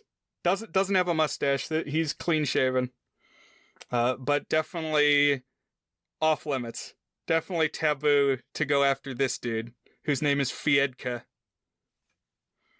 And yeah, the beats are familiar by this point. It's like each daughter gets a little less time. And like Huddle at least got a full-fledged song when she was going off at the train station. Hava gets like a short little dance number. But she is interested in this Christian guy and goes to tell Tevye. And the line of thinking is kind of, well, it was okay for Tidal. It was okay for Huddle. You know, I've got a concept here. Gonna run by you, Dad. But he doesn't go for this one. Right. This is a bridge too far, because what do we know from the opening numbers? What's the most important thing to him? It's his faith, his Judaism, that he can pass on that tradition. And what's the one thing that disrupts that? Well, an interreligion marriage. Right. He says, if I bend that far, I'll break. And so he basically cuts ties with her.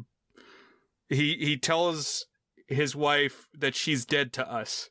We're basically not going to think about or talk about her anymore. And she's out of the will. Right.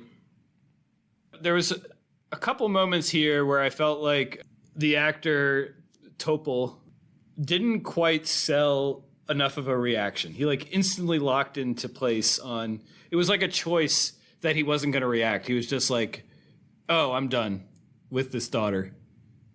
I was expecting a little more grief and angst.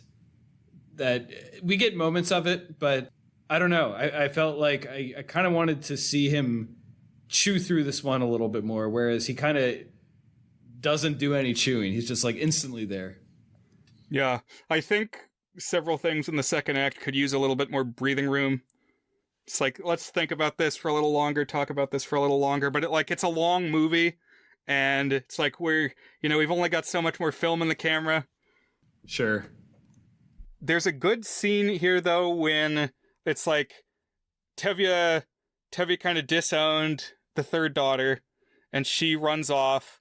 And then the next scene is like the mother goes looking for her and winds up at the Eastern Orthodox Christian church and gets there too late, and the wedding has already happened. And this is like a horror scene. The way that it's shot, it's almost like The Exorcist or something. There's a lot of like high and low angles looking at the Christian iconography, like the looming crosses and stuff. And she's in the Christian graveyard outside the church. It's like very spooky, very menacing. Well, and I think some of the contrast is like they're very poor and kind of in this community.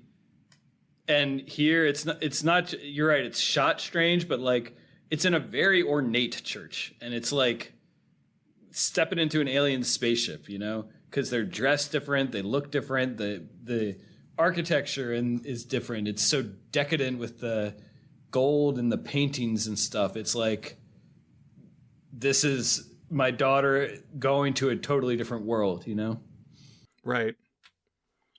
But then the next thing, it jumps forward a little bit more, and now it's wintertime. And the constable comes to the town, and he says, hey guys, you gotta leave. You gotta not be here anymore, and you have 3 days. And they do blow up a little bit at the constable. Like, they have a heated exchange with him. And like this moment of reckoning, because the constable's like, it's not me. I wish you wouldn't say me.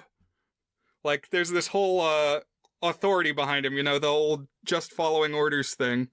And of course, that doesn't get you off the hook. Like, he's still responsible for his actions. And yet, though, you have to think, like, if it wasn't him doing it, they would probably get somebody else. Right. It came to its logical endpoint because it was his job to do stuff like this, And what I hadn't noticed before this watch is he says something to the effect, like you mentioned, of, listen, this is a crazy time. There's, like, rebellion and revolution at work. And at least there's rumors that it's, like, tied to Jews, basically.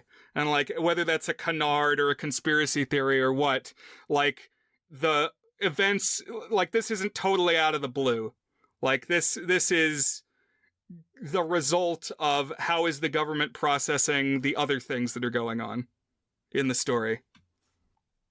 And so then they have one more song singing about the village and how basically they got to pull up stakes and be uprooted and move, and how this has kind of been a part of the Jewish experience since time immemorial.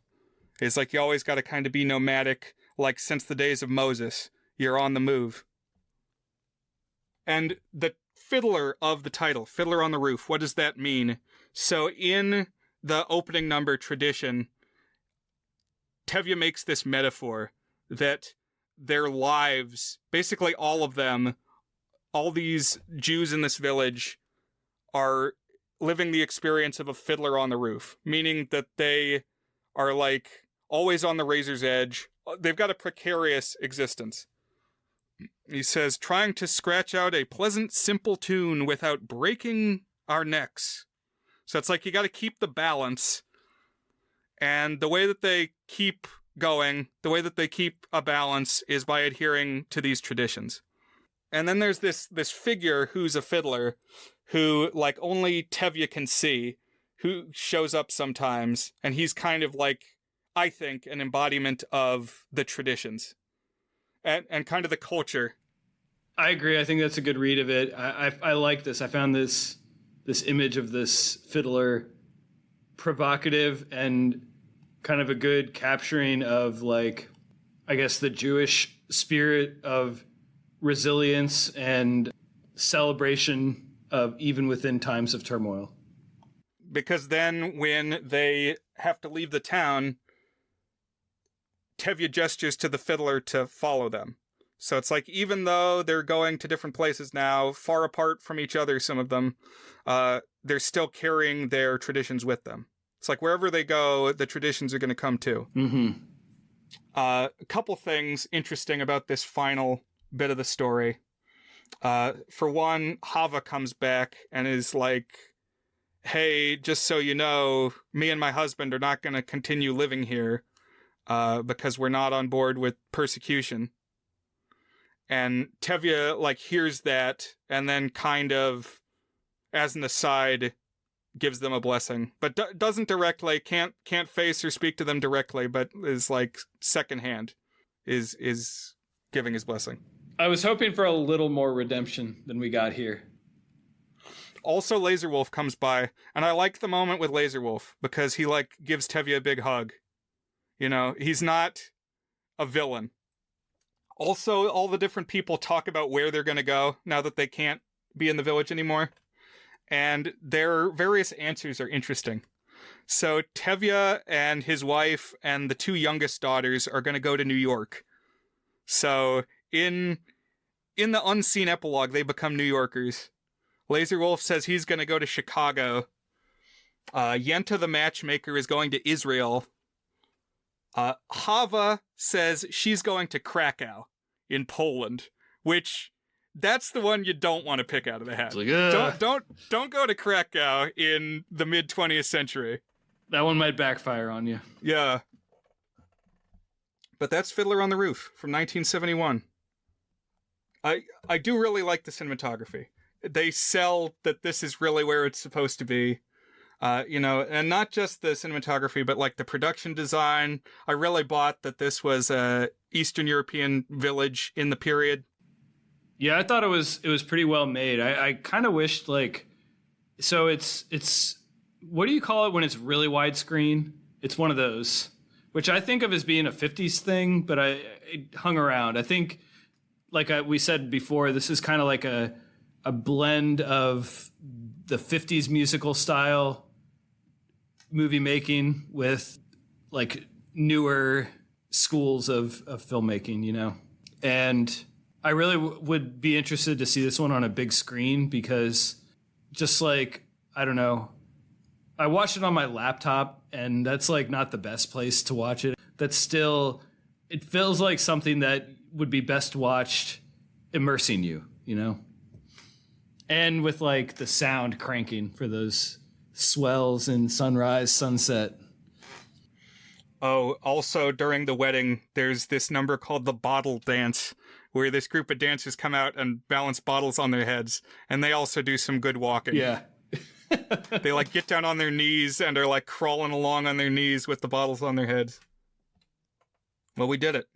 Are we ready to dig into, is this film good, Dan? I guess one question before then is, was this a good dad pick? Was this a fatherly film? I do think so. I think it's a little more interested in the religious and cultural aspect, but it does it from the perspective of passing down tradition, which I think is a big part of being a dad. So I think it is fatherly, and I think it's different from some of the other father topics that we've talked about so far. So I thought it was a good pick, and I thought it was a good movie dad. I like good movie dads. I think he's a good movie dad.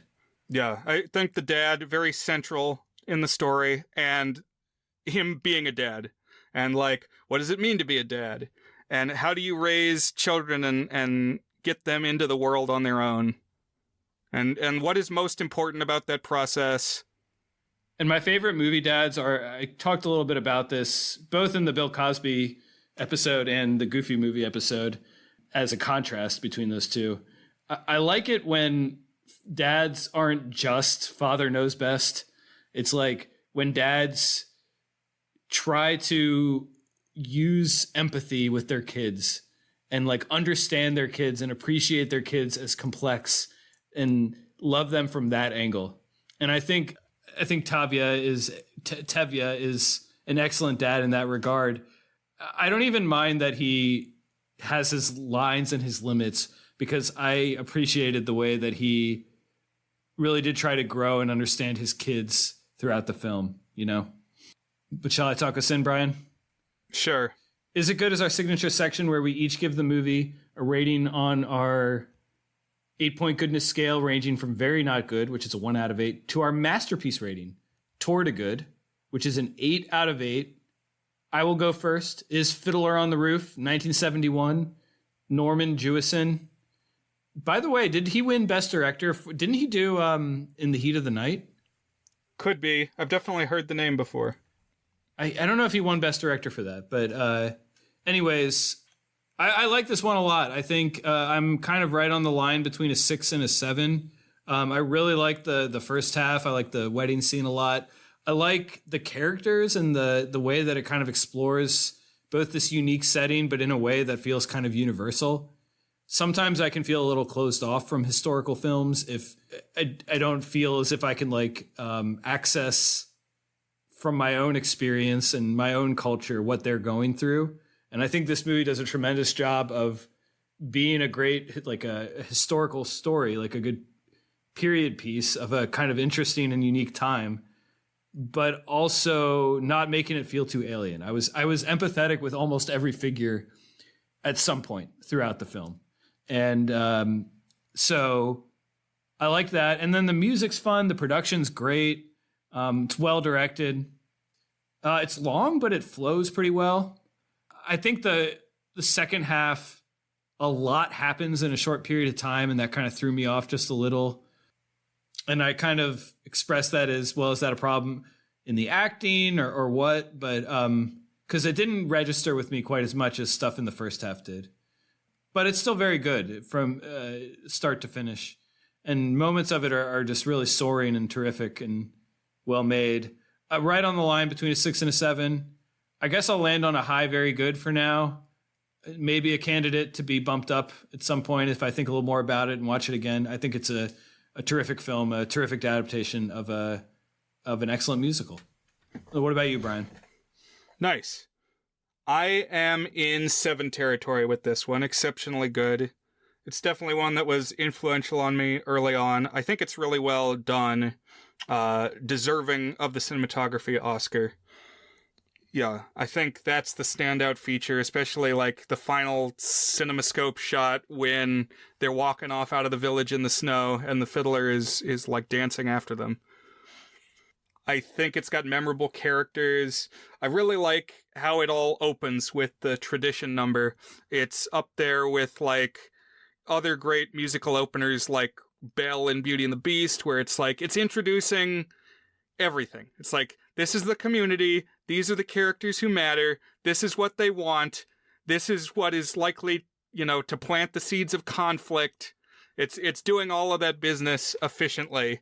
And like some of it is the lyrics, some of it is the visuals, but getting a lot across quickly and not too quickly.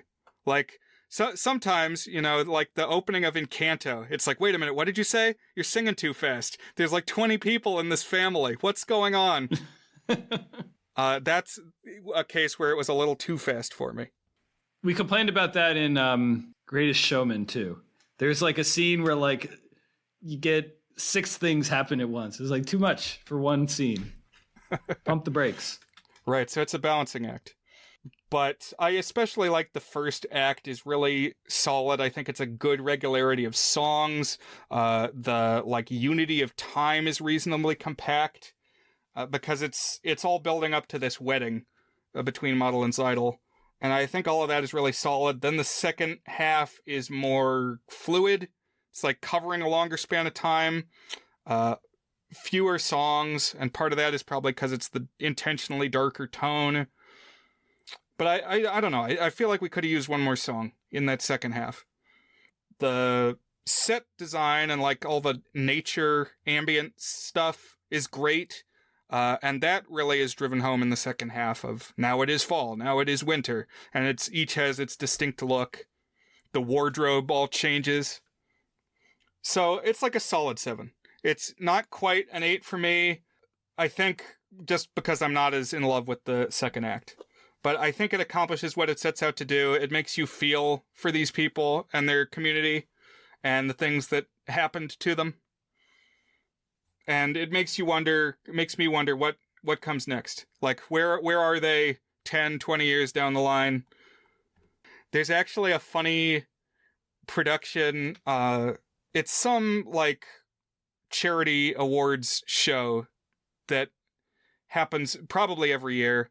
But I saw one of the years, it's part of Broadway. It's put on Broadway, and I should have looked up the name of it. I'll link it if you join our Discord. But they do, like, performances by current Broadway casts of various things. And one year, it was the cast of Fiddler on the Roof and the cast of Avenue Q performing together, like, late 2000s. Like 2008 or something, performing a production called Avenue Jew, which is once Tevye and Golda moved to New York with their 2 youngest daughters, they start living on Avenue Q with the puppets. So basically they go and they wind up on Sesame Street. And that is pretty high concept, but I thought it was well produced. That's funny. Oh, yeah, that was one thing I was going to say is the fact that they go to America felt like an explicit admission that some of these themes connect to what is happening today, Right. And there's another moment when one of the daughters and one of the husbands are testing the limits of what's acceptable. He says, where do they think they are? In Paris? In Moscow? Where do they think they are? America? So yeah, they're winking at you. I think Broadway musicals tend to do that sometimes, where it's like, hey, New York, we're in New York right now. This is New York. Like that's in Hamilton, New York, you can be a new man. The ship is in the harbor now. See if you can spot him. It's like just talking about that you are in New York right now. I also think that's in Little Shop of Horrors. Like, even though I think we determined that that actually takes place in Los Angeles because they're talking about, like, the Rose Bowl, I feel like it's intended for a New York audience. And, like, part of it is making you think about what it means to be in New York and potentially, like, live in New York. Yeah, I think you're right on that. I think the Hamilton one has other undercurrents going on with that because it's very explicitly about defining America throughout that film. But I think you're right that I think they do like to wink at us. I have a dumb question. What language would they actually have been speaking in real life here? Because they speak in English, American English, slightly accented. That's one I'd say we do need to go to Gavin and say, hey, wait a minute. At Gil Game Shark. Because I would, this is my layman's thought, they probably can speak Russian. Would they speak Russian day to day? I'm not sure. They might speak Yiddish, but I don't know. Or would it be Hebrew? I don't know. I think here is a good question. So I think they know Hebrew because at one point they say, at 3 I started Hebrew school, at 10 I learned a trade.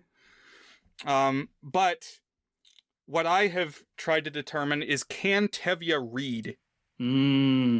I think from this watch, I would say he can't read because there's like this one friend that they have in the village who wears glasses. And like anytime that the newspaper comes in, they have him read the newspaper to the town. And then at the end, when the constable comes with the eviction notice, they hand it to the glasses guy. And they're like, tell us what it says. Great point. I didn't think about it, but that would explain why they gather around to read stuff, you know? Right. But Hava can read. And if Tevye can't read, how can Hava read? Great questions. So I'm not sure. I hadn't noticed that before this time, that Tevye's always deferring to the glasses guy to read things. But maybe there's something to that, too. It's like you get more progressive as you learn more, you know? Like that's, in general, that's what happens to people. They get exposed to more ideas, and it broadens their thinking, and they're more receptive to progressive ideas, you know? Right, I think that's part of it. Well, we did it. Another dad movie in the can.